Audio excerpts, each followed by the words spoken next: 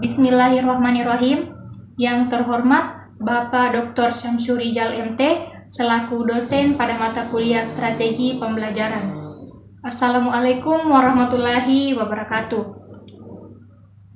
Puji syukur kami ucapkan kehadirat Allah Subhanahu wa Ta'ala atas kesehatan yang diberikan dan perkenan beliaulah sehingga kami bisa menyelesaikan tugas ini dengan baik dan tepat pada waktunya. Salawat serta salam tak lupa kita kirimkan kepada Nabi besar Muhammad SAW, Nabi yang telah membawa kita dari alam kegelapan menuju alam yang terang benderang seperti yang kita rasakan saat ini. Perkenalkan, kami dari kelompok 5, saya Nurul Ilmah dan rekan saya Fadel Akbar Salang, Ade Alfian dan Nurul Islamia, yang pada kesempatan kali ini kami akan menjelaskan materi tentang model project based learning. Nah, adapun pokok pembahasan yang akan kami bahas pada kesempatan kali ini ada 9 pokok pembahasan. Yang pertama yaitu sejarah dan definisi model project based learning atau PJBL. Kemudian yang kedua, tujuan model project based learning. Yang ketiga, karakteristik model project based learning. Yang keempat, prinsip model project based learning. Yang kelima, peran guru dan siswa dalam model project based learning. Kemudian yang keenam, sintaks dalam model project based learning. Yang ketujuh, kelebihan dan kekurangan model pembelajaran project based learning. Kemudian yang kedelapan, materi yang cocok digunakan untuk model project based learning. Kemudian yang terakhir, sistem penilaian dalam model project based learning. Nah, di sini saya akan menjelaskan sejarah dan definisi model project based learning. Menurut Thomas tahun 2000, project based learning merupakan pembelajaran yang mengorganisasi kelas dalam sebuah proyek. Kemudian, menurut Department of Education tahun 2009, PJBL ini merupakan strategi pembelajaran di mana siswa harus membangun pengetahuan konten mereka sendiri dan mendemonstrasikan pemahaman baru melalui berbagai bentuk representasi. Kemudian, menurut George Lucas Educational Foundation tahun 2005 mendefinisikan bahwa pendekatan pembelajaran yang dinamis di mana siswa secara aktif mengeksplorasi masalah yang ada di dunia nyata, memberikan tantangan dan memperoleh pengetahuan yang lebih mendalam. Kemudian, menurut Trianto tahun 2012, project based learning ini merupakan pendekatan pembelajaran yang memberikan kebebasan kepada peserta didik untuk merencanakan aktivitas belajar, melaksanakan proyek secara kolaboratif, dan pada akhirnya menghasilkan produk kerja yang dapat dipresentasikan kepada orang lain. Nah, kemudian, menurut Kemendikbud dalam Afriana tahun 2015, pembelajaran berbasis project based learning ini merupakan model belajar yang menggunakan masalah sebagai langkah awal dalam mengumpulkan dan mengintegrasikan pengetahuan baru berdasarkan pengalamannya dalam beraktivitas secara nyata. Kemudian, definisi model project based learning. Apa sih itu project based learning? Jika diterjemahkan ke dalam bahasa Indonesia, project based learning ini bermakna sebagai pembelajaran berbasis proyek. Jadi, model pembelajaran based learning ini merupakan pendekatan pembelajaran yang berpusat pada proyek atau tugas berbasis masalah. Nah, dalam PJBL, peserta didik bekerja dalam proyek yang nyata atau tugas yang memerlukan pemecahan masalah, riset, kolaborasi, dan mempresentasikan hasilnya. Menurut Thomas, tahun 1999, kerja proyek ini memuat tugas-tugas yang kompleks berdasarkan kepada pertanyaan dan permasalahan atau problem yang sangat menantang dan menuntut peserta didik untuk merancang, memecahkan masalah, membuat keputusan, melakukan kegiatan investigasi, serta memberikan kesempatan kepada peserta didik untuk bekerja secara mandiri. Tujuannya agar peserta didik mempunyai kemandirian dalam menyelesaikan tugas yang dihadapinya. Selanjutnya, saya serahkan kepada rekan saya untuk membahas materi yang selanjutnya. Baik, selanjutnya karakteristik model project based learning atau PJBL. Ada beberapa karakteristik dari model project based learning ini dapat dilihat pada slide. Yang pertama yaitu peserta didik membuat keputusan tentang sebuah kerangka kerja. Jadi secara mandiri peserta didiklah yang memutuskan bagaimana model dari kerangka kerja yang akan dilakukan, mulai dari bagaimana dia merencanakan, bagaimana dia mengimplementasikan rencana-rencana tersebut, dan seterusnya. Selanjutnya adalah adanya permasalahan atau tantangan yang diajukan kepada peserta didik. Nah, guru memberikan tantangan, pertanyaan-pertanyaan yang atau masalah yang kemudian akan dicarikan solusi oleh peserta didik dalam bentuk proyek. Selanjutnya, peserta didik itu mendesain proses untuk menentukan solusi. Jadi, uh, sama halnya dengan yang pertama, peserta didiklah yang menentukan bagaimana dia merencanakan proyek yang akan dilakukan, bagaimana dia melaksanakan rencananya, mengimplementasikan rencananya. Jadi peserta didik aktif dalam mendesain proses yang akan dilakukan sebagai langkah solutif pemecahan masalah. Selanjutnya, peserta didik secara kolaboratif bertanggung jawab untuk mengakses dan mengelola informasi untuk memecahkan permasalahan. Jadi, dalam proyek model PJBL, peserta didik secara bertim-tim atau berkelompok, mereka berkolaborasi mengolah informasi untuk mencari pemecahan masalah. Selanjutnya, proses evaluasi dijalankan secara kontinu.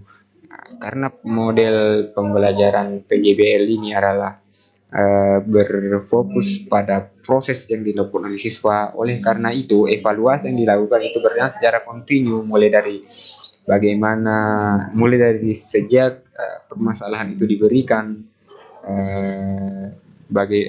dilanjut pada bagaimana siswa merencanakan, mengimplementasikan rencana, dan seterusnya. Kemudian, peserta didik secara berkala melakukan refleksi atas aktivitas yang sudah dilakukan. Jadi setiap proyek selesai dilakukan, tugas selanjutnya dari siswa-siswa tersebut adalah melakukan refleksi, mengingat kembali, merenungi apa yang telah mereka lakukan, apa yang mereka dapatkan dari hasil proyek yang dilakukan. Selanjutnya adalah proses akhir, produk akhir aktivitas belajar akan dievaluasi secara kualitasnya. Jadi guru akan berperan mengevaluasi kualitas dari proyek yang dihasilkan oleh siswa. Yang terakhir adalah situasi pembelajaran sangat toleran terhadap kesalahan dan perubahan. Jadi tidak dipungkiri dalam melakukan sebuah proyek untuk mencapai hasil yang terbaik, maka tidak dapat dipungkiri bahwa dalam proses mengerjakannya itu terdapat kesalahan atau perubahan dari rencana awal yang telah ditentukan demi tercapainya proyek yang paling baik. Oke. Selanjutnya adalah prinsip model project based learning. Prinsip-prinsip PJBL ada 5 prinsip. Yang pertama, prinsip sentralistis, artinya proyek yang dilakukan, yang dikerjakan dalam pembelajaran itu adalah sentral pembelajaran. Jadi proyek tidak bersifat sebagai kegiatan tambahan, tapi memang proyek itu adalah inti dari pembelajaran dalam model PJBL.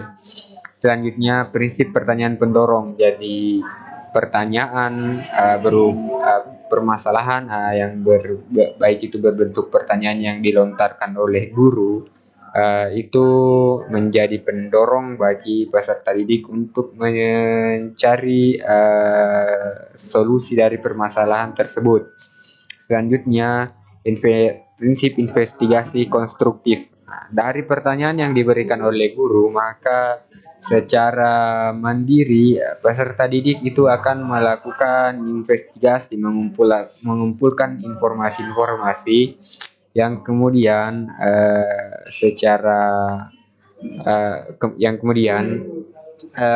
akan secara otomatis mengonstruksi sendiri pengetahuannya yang nanti digunakan untuk mencari solusi atas permasalahan tersebut.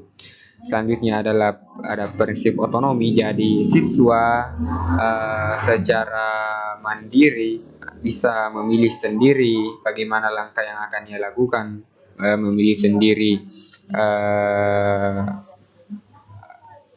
Jadi dapat diartikan sebagai prinsip kemandirian. Jadi benar-benar siswa akan diberikan kebebasan dalam mengerjakan proyeknya. Kemudian adalah prinsip realistis. Jadi jadi permasalahan yang diberikan oleh guru dan langkah penyelesaian yang dilakukan oleh siswa tersebut adalah benar-benar realistis, artinya dapat diimplementasikan di lapangan, bukan hanya permasalahan yang diada-adakan, artinya permasalahan yang sebenarnya bukan masalah, tapi dalam PJBL, dalam model PJBL, prinsip realistis itu menekankan bahwa permasalahan dan langkah penyelesaian masalah itu adalah benar-benar realistis, dapat dilakukan, dapat diimplementasikan di dunia nyata, di kehidupan sehari-hari. Selanjutnya ada peran guru dan siswa dalam model project based learning. Yang pertama yaitu peran guru, ada guru sebagai fasilitator, guru sebagai pendukung siswa, pemantau progres, dan model perilaku profesional, kemudian mengatasi hambatan atau kesulitan yang muncul selama proyek. Guru sebagai fasilitator artinya dia menyediakan mulai dari permasalahannya, guru yang memberikan permasalahan, menyediakan fasilitas, dan sebagainya. Selanjutnya guru sebagai pendukung siswa. Ketika siswa mengalami hambatan dalam mengerjakan prosesnya, maka guru akan berperan sebagai pendukung, pemberi masukan terhadap siswa untuk menyelesaikan sendiri masalah. Kemudian pemantau progres, guru secara berkala melakukan pemantauan terhadap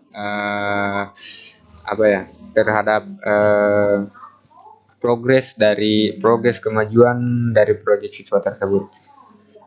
Selanjutnya adalah model guru sebagai model perilaku profesional. Jadi guru adalah role model atau teladan siswa dalam berbagai aspek, mulai itu dari segi profesionalitasnya, dari bagaimana guru melakukan kolaborasi, semua siswa akan melihat pada guru.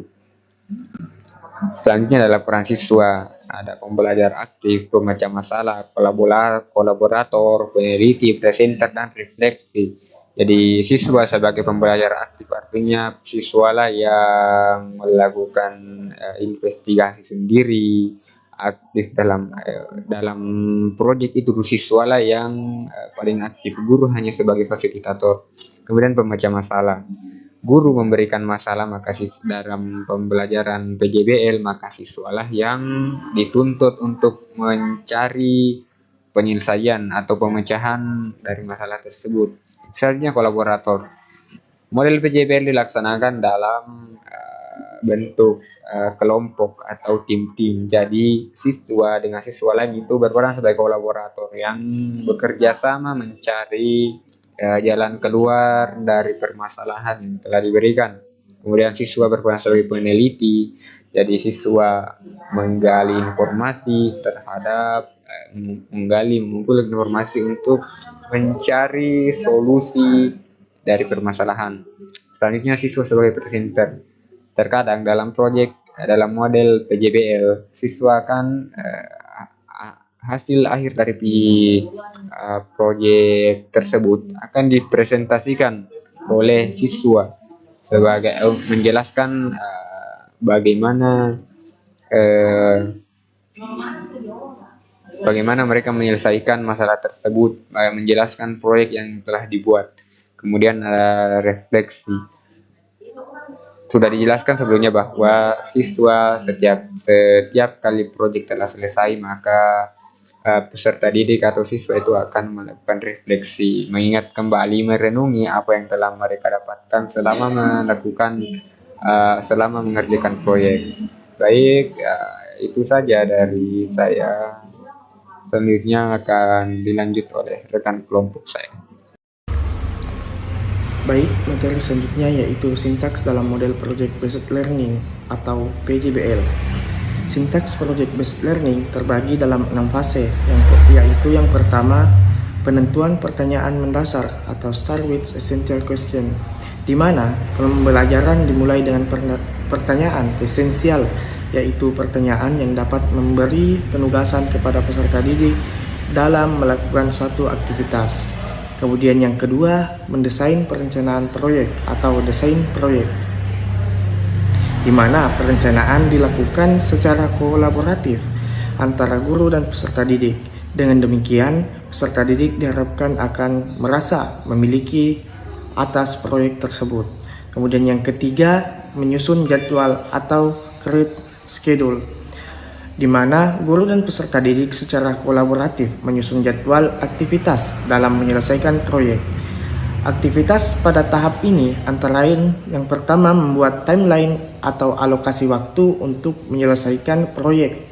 Yang kedua membuat deadline atau batas waktu akhir penyelesaian proyek. Yang ketiga membawa peserta didik agar merencanakan cara yang baru. Kemudian yang keempat, membimbing peserta didik ketika mereka membuat cara yang tidak berhubungan dengan proyek. Kemudian yang terakhir atau yang kelima, meminta peserta didik untuk membuat penjelasan atau alasan tentang pemilihan. Kemudian fase selanjutnya yaitu memantau siswa dan kemajuan proyek atau monitoring students and progress of project, di mana guru bertanggung jawab untuk melakukan monitor terhadap aktivitas peserta didik selama menyelesaikan proyek. Kemudian fase selanjutnya penilaian hasil atau assess the outcome, di mana menguji hasil penelitian dilakukan untuk membantu guru dalam mengukur ketercapaian standar, berperan dalam mengevaluasi kemajuan masing-masing peserta didik, memberi umpan balik tentang tingkat pemahaman yang dicapai peserta didik, serta membangun guru dalam menyusun strategi pembelajaran berikutnya. Kemudian fase selanjutnya yaitu mengevaluasi pengalaman pada akhir pembelajaran atau evaluation the experience, di mana guru dan peserta didik dalam melakukan refleksi terhadap aktivitas dan hasil proyek yang sudah dijalankan. Proses refleksi dilakukan baik secara individu maupun kelompok. Kemudian materi selanjutnya itu kelebihan dan kekurangan model pembelajaran Project Based Learning atau PJBL. Morsel 1997 dalam WENA 2013 halaman 147 dan Kemdikbud 2014 halaman 33 menyebutkan beberapa kelebihan penggunaan PJBL, yaitu yang pertama, increased motivation atau meningkatkan motivasi siswa untuk belajar dan mendorong mereka untuk melakukan pekerjaan penting.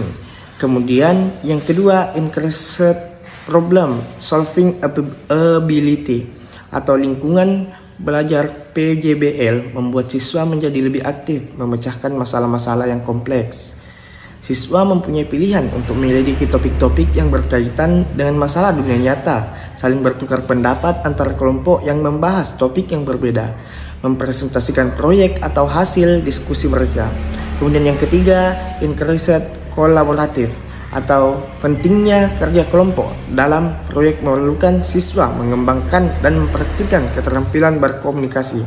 Kemudian yang keempat, improved library research skill, atau karena PJBL mensyaratkan siswa harus mampu secara tepat memperoleh informasi melalui sumber-sumber informasi sehingga dapat meningkatkan keterampilan siswa mencari dan mendapatkan informasi. Kemudian yang kelima, increased resource management skills atau memberikan pengalaman kepada siswa dalam mengorganisasi proyek, mengalokasikan waktu dan mengelola sumber daya seperti alat dan bahan menyelesaikan tugas. Kemudian, selain kelebihan PJBL yang telah dijelaskan di atas, pelaksanaan PJBL juga memiliki beberapa keterbatasan, yaitu terdapat pada Kemdikbud 2014 halaman 35. Yang pertama, memerlukan banyak waktu untuk menyelesaikan masalah, kemudian membutuhkan biaya yang cukup banyak, Banyak instruktur yang merasa nyaman dan dengan kelas tradisional di mana instruktur memegang peran utama di kelas. Kemudian banyaknya peralatan yang harus disediakan. Peserta didik yang memiliki kelemahan dalam percobaan dan pengumpulan informasi akan mengalami kesulitan. Ada kemungkinan peserta didik yang kurang aktif dalam kerja kelompok. Dan yang terakhir, ketika topik yang diberikan kepada masing-masing kelompok berbeda, dikhawatirkan peserta didik tidak dapat memahami topik secara keseluruhan. Baik, cukup itu materi dari saya serahkan kepada pemateri selanjutnya. Selanjutnya, materi yang cocok digunakan untuk model Project Based Learning atau PJBL. Nah, materi yang cocok untuk PJBL harus mendukung tujuan pembelajaran proyek, memungkinkan siswa untuk memecahkan masalah, berkolaborasi, dan mengembangkan keterampilan serta pengetahuan yang relevan. Berikut adalah beberapa jenis materi yang cocok digunakan untuk PJBL. Yang pertama ada studi kasus. Studi kasus dunia nyata dapat menjadi landasan yang baik untuk proyek PJBL. Siswa dapat menganalisis masalah yang sebenarnya dan mencari solusi berdasarkan pengetahuan mereka. Misalnya pengelolaan limbah plastik di kota X, krisis perumahan di kota X, dan lain-lain. Kemudian ada simulasi. Simulasi komputer atau simulasi fisik dapat digunakan untuk mensimulasikan situasi dunia nyata yang kompleks, di mana siswa dapat menguji teori mereka, eksperimen, dan pengambilan keputusan.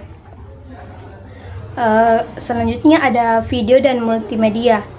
Video dokumenter, tutorial online, dan sumber multimedia lainnya dapat memberikan informasi tambahan kepada siswa dan memungkinkan mereka untuk melihat bagaimana konsep yang dipelajari diterapkan dalam dunia nyata. Contoh kecil yaitu rekaman wawancara dengan seorang ahli di bidang tertentu atau dokumenter sejarah tentang peristiwa bersejarah. Selanjutnya, sistem penilaian dalam model Project Based Learning atau PJBL. Nah, pada penilaian proyek setidaknya ada 3 hal yang perlu dipertimbangkan, yaitu kemampuan pengelolaan, relevansi, dan keaslian. Yang pertama, kemampuan pengelolaan. Kemampuan peserta didik dalam memilih topik, mencari informasi, dan mengelola waktu pengumpulan data serta penulisan laporan.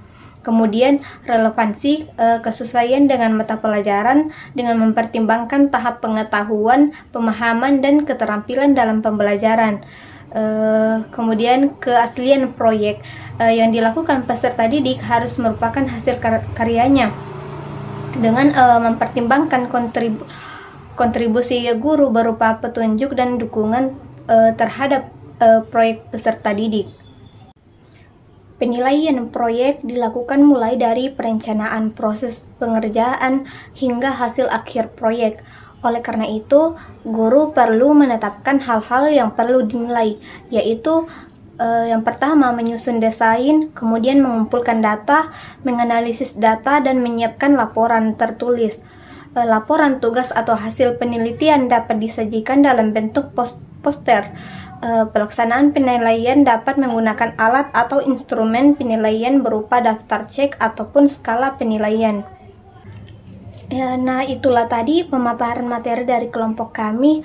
Adapun kesimpulan yang dapat diambil dari materi tadi yaitu Project Based Learning adalah metode pembelajaran yang dapat diterapkan pada semua jenjang pendidikan. Dalam metode pembelajaran ini, pendidik berperan sebagai fasilitator. Project Based Learning bertujuan untuk menemukan pemecahan masalah. Di samping itu juga agar peserta didik mempelajari konsep cara pemecahan masalah dan mengembangkan kemampuan berpikir kritis. Sekian pemaparan materi dari kelompok kami mengenai model Project Based Learning. Kurang lebihnya mohon dimaafkan. Wabillahi taufiq wa hidayah. Wassalamualaikum warahmatullahi wabarakatuh.